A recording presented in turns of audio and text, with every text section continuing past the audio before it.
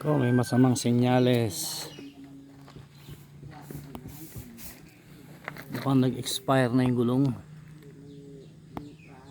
Ang kamukat-mukat mo, nag-expire na siya.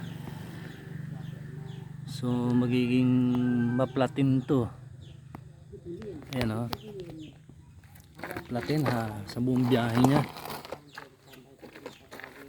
Ayan o, sa buong biyahe niya magiging maplatin yan. Yan ang problema, tinitignan mo yung gulong eh oh.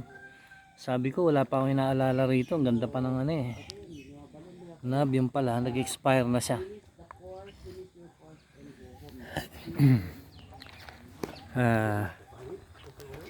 Hindi lang yan ang problema ko.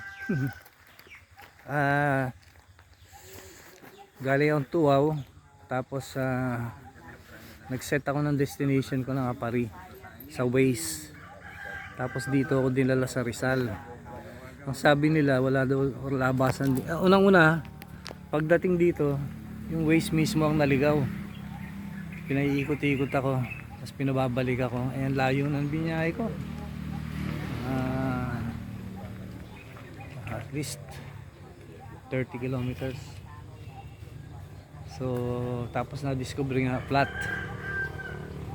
Hindi lang basta flat, yung exterior ang flat. Patay tayo dyan. So yan ang experience natin ngayon. Ang problema dahil kahit ilang araw pa abutin yan. Yan, so kakayanan natin yung kakayanan.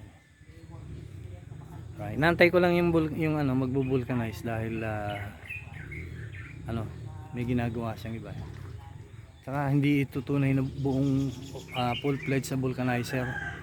Siguro bu-vulcanize lang talaga siya kasi marunong siya para sa kanyang mga traktor, bicycle. Hello.